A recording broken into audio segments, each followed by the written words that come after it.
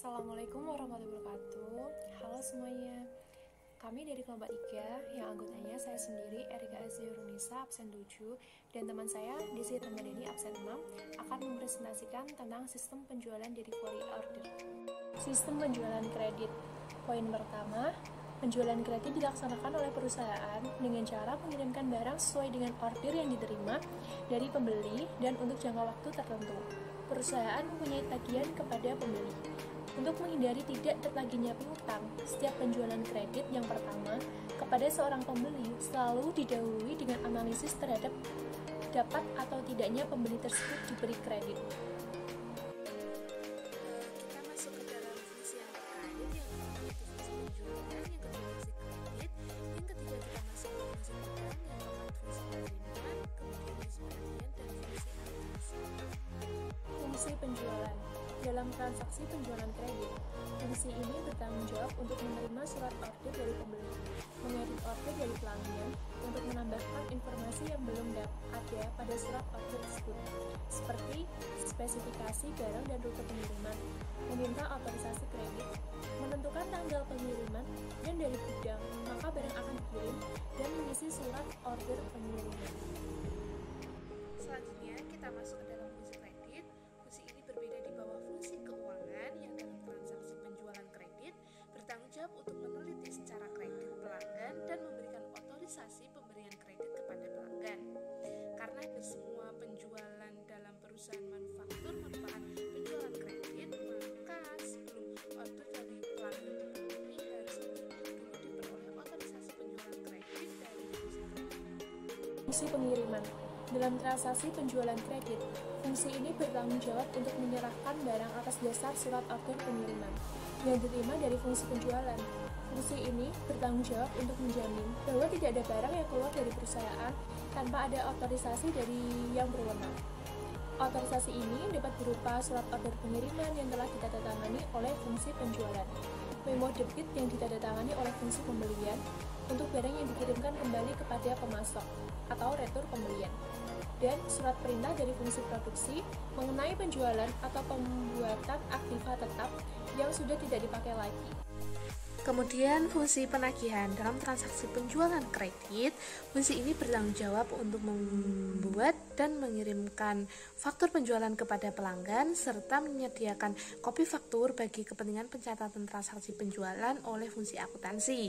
Kemudian untuk fungsi gudang sendiri, dalam transaksi penjualan kredit, fungsi ini bertanggung jawab untuk menyimpan barang dan menyiapkan barang yang dipesan oleh pelanggan serta menyerahkan barang ke fungsi pengiriman.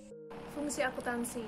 Dalam transaksi penjualan kredit, fungsi ini bertanggung jawab mencatat piutang yang timbul dalam transaksi penjualan kredit dan membuat serta mengirimkan pernyataan piutang kepada para debitur, serta membuat laporan penjualan. Di samping itu, fungsi ini juga bertanggung jawab untuk mencatat harga pokok persediaan yang dijual ke dalam kartu persediaan. Kemudian dokumen yang terkait, yang pertama yaitu surat order pengiriman dan tembusannya, yang kedua yaitu faktur dan tembusannya, yang ketiga yaitu rekapitulasi harga pokok penjualan, dan yang terakhir yaitu bukti memorial. Dokumen yang terkait. Pertama, surat order pengiriman. Lembar pertama surat order pengiriman yang memberikan otorisasi kepada fungsi pengiriman untuk mengirimkan jenis barang dengan jumlah dan spesifikasi seperti yang tertera di atas dokumen tersebut. Yang kedua, tembusan kredit. Dokumen ini digunakan untuk memperoleh status kredit pelanggan dan untuk mendapatkan otorisasi penjualan kredit dan fungsi kredit. Kemudian yaitu surat pengakuan atau acknowledgement copy, yaitu dokumen ini dikirimkan oleh fungsi penjualan kepada pelanggan untuk memberitahu bahwa ordernya telah diterima dan dalam proses pengiriman. Yang kedua yaitu surat muat atau bill of lading. Tembusan surat muat ini merupakan dokumen yang digunakan sebagai bukti penyerahan barang dari perusahaan kepada perusahaan akuntan umum. Berikutnya adalah slip pembungkus atau packing slip. Dokumen ini disampaikan atau ditempelkan pada pembungkus barang untuk memudahkan fungsi penerimaan di perusahaan pelanggan dalam mengidentifikasi barang-barang yang diterimanya. Kemudian ada tembusan gudang atau warehouse copy. Merupakan tembusan surat order pengiriman yang dikirimkan ke fungsi gudang untuk menyiapkan jenis barang dengan jumlah seperti yang tercantum di dalamnya. agar menyerahkan barang tersebut ke fungsi pengiriman dan untuk mencatat barang yang dijual dalam kartu gudang. Arsip pengendalian pengiriman merupakan tembusan surat order pengiriman yang diarsipkan oleh fungsi penjualan menurut tanggal pengiriman yang dijanjikan. Yang kedua yaitu arsip indeks silang, merupakan tembusan surat order pengiriman yang diarsipkan secara alfabetik menurut nama pelanggan untuk memudahkan menjawab pertanyaan-pertanyaan dari pelanggan mengenai status pemesanannya. Kemudian ada faktur penjualan. Dokumen ini merupakan lembar pertama yang dikirimkan oleh fungsi penagihan kepada pelanggan.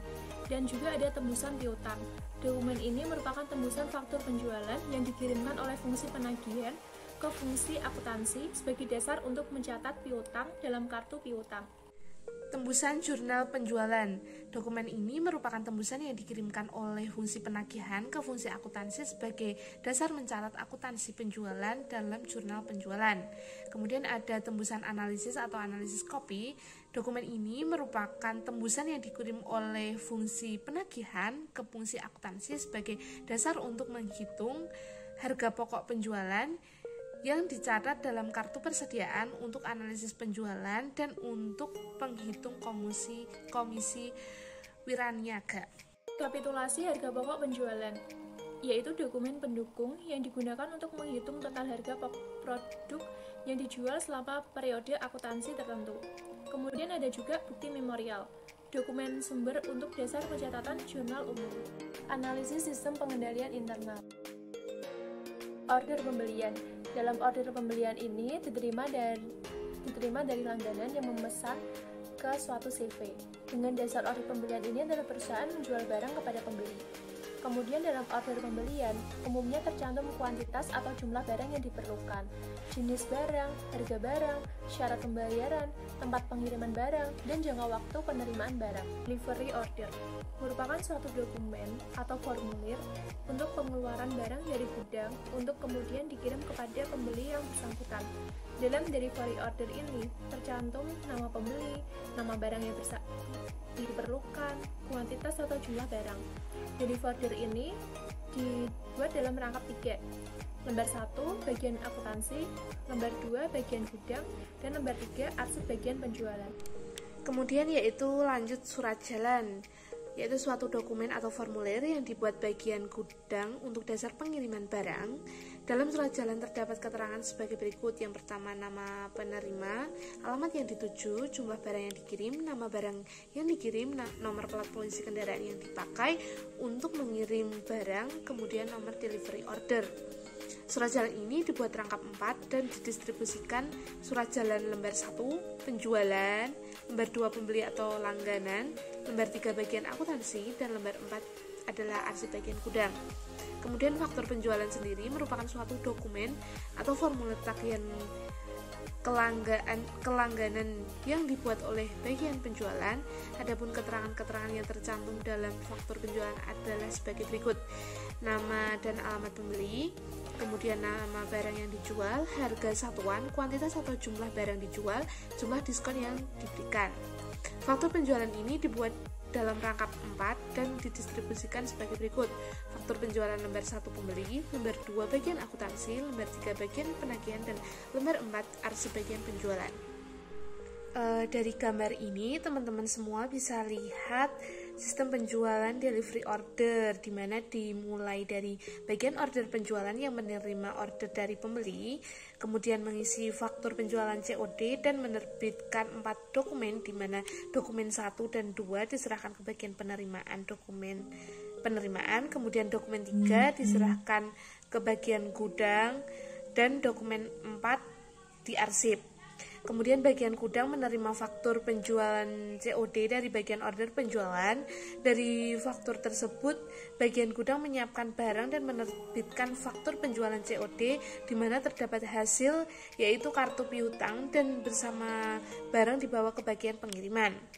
Bagian pengiriman menerima faktur penjualan COD dari bagian penjualan dan juga bagian gudang. Setelah itu membandingkan di antara keduanya dan membuat bill of lading.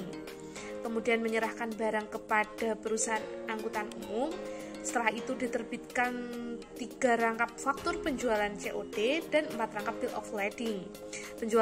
Faktur penjualan COD, dokumen 1 diserahkan pembeli, kemudian faktur bagian 2 dan 3 serta bill of lading bagian 1 2 diserahkan ke bagian perusahaan angkutan umum. Bill of lading bagian 3 dibawa ke order penjualan dan bill of lading bagian 4 diserahkan pengarsipan berdasarkan tanggal. Sekian presentasi dari kami dari kelompok 3 dengan materi sistem penjualan delivery order. Mungkin cukup sekian yang dapat kami sampaikan. Apabila ada kesalahan mohon dimaafkan. Wassalamualaikum warahmatullahi wabarakatuh.